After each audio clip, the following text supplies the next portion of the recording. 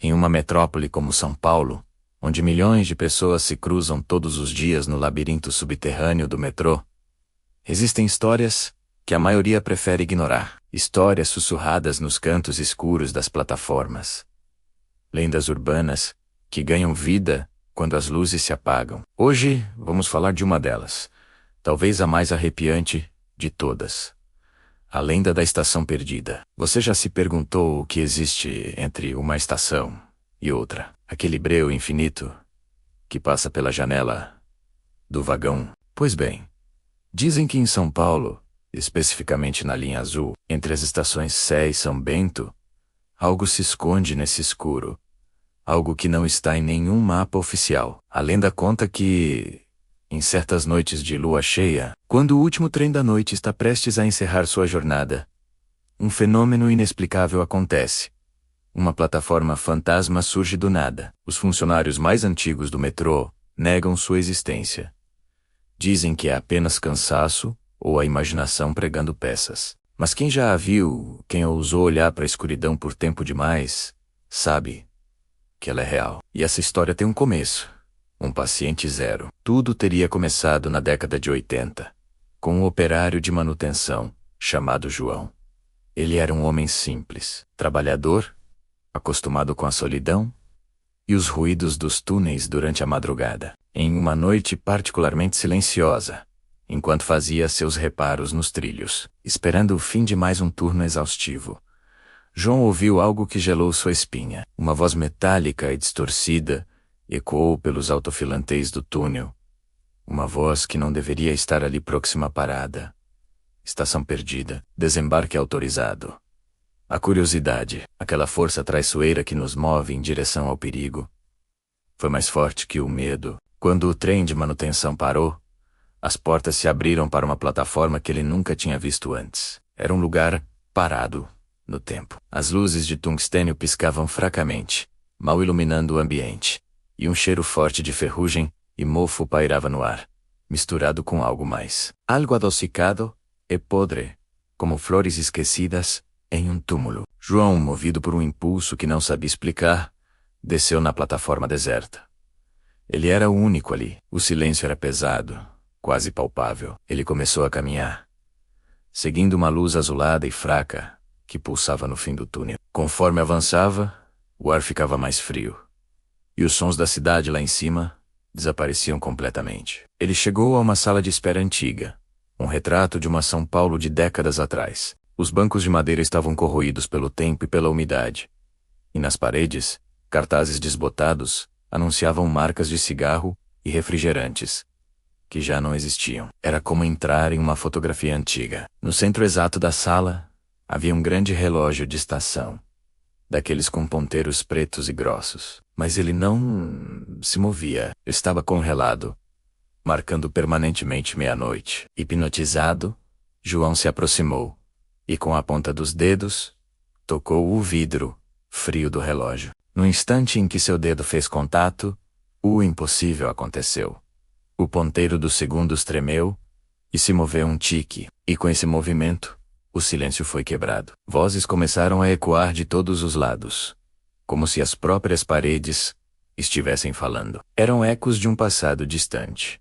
Risadas de crianças correndo pela plataforma. O burburinho de passageiros apressados. Anúncios de trens que já não circulavam. Então, em meio ao caos de sons fantasmagóricos, um sussurro claro e gélido falou diretamente em seu ouvido. Você não deveria estar aqui. O terror tomou conta de João.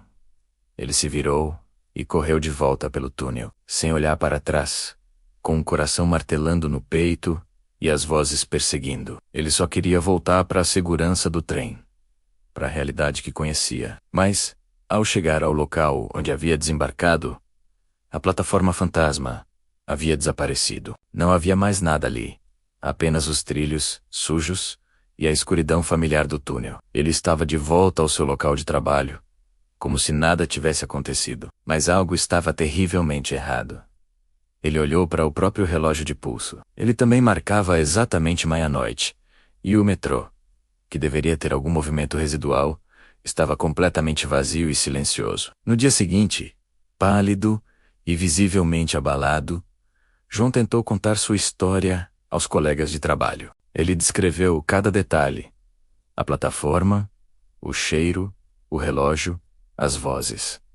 Mas ninguém acreditou. Riram dele, disseram que era o estresse do turno da noite, que ele provavelmente tinha cochilado e sonhado. Vá para casa, João. Descanse um pouco, foi o conselho que recebeu. Mas João sabia que não tinha sido um sonho. E o terror daquela noite começou a se infiltrar em sua vida diária. Ele começou a ver coisas, vultos e sombras se movendo rapidamente nos reflexos dos espelhos e das janelas dos trens. Ele ouvia passos seguindo-o em ruas vazias, e o sussurro gélido da estação às vezes voltava em seus sonhos. Ele se tornou um homem assombrado, paranoico. Seus amigos e familiares notaram a mudança. Ele estava sempre olhando por cima do ombro, assustado com o próprio eco. Meses se passaram nesse estado de tormento constante, até que, um dia, João simplesmente desapareceu. Ele saiu para trabalhar e nunca mais voltou para casa. A família, desesperada, acionou a polícia. As buscas começaram, mas não encontraram absolutamente nenhuma pista, nenhum sinal de briga, nenhum pedido de resgate. Era como se João tivesse evaporado. A única coisa estranha, a única peça que não se encaixava no quebra-cabeça, foi uma gravação de uma câmera de segurança. A filmagem, granulada e de baixa qualidade, mostrava a entrada da estação Sé na noite do desaparecimento. Nela, é possível ver a silhueta de um homem, que se acredita ser João, caminhando de forma hesitante em direção aos túneis. Ele para por um instante, olha para trás como se estivesse se despedindo, e então entra na escuridão. E nunca mais é visto saindo. Desde então, a história de João e da estação perdida se espalhou pelo submundo dos exploradores urbanos e entusiastas do paranormal. Muitos já tentaram encontrá-la, passando a noite nos túneis, esperando pelo anúncio fantasma. Alguns dizem que a estação só aparece para aqueles que estão verdadeiramente perdidos na vida, oferecendo uma passagem só de ida, uma saída definitiva e eterna de seus problemas. Outros acreditam que a estação é um portal para o passado, um limbo, onde os fantasmas de passageiros esquecidos e de trabalhadores que morreram durante a construção do metrô continuam a vagar presos em um loop temporal, esperando um trem que nunca chegará. A verdade é que ninguém sabe ao certo. Mas a lenda serve como um aviso sombrio para todos que viajam pelas profundezas de São Paulo.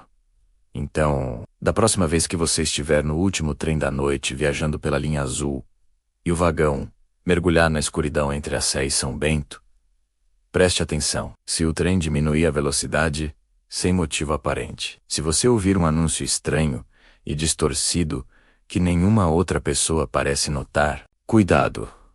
Não desça, porque, como diz a lenda, a estação perdida pode até te receber, mas ela não deixa ninguém voltar. Obrigado por assistir, e se você gostou dessa história de arrepiar, não se esqueça de deixar o seu like, se inscrever no canal e ativar o sininho para não perder nenhuma lenda urbana. Até a próxima!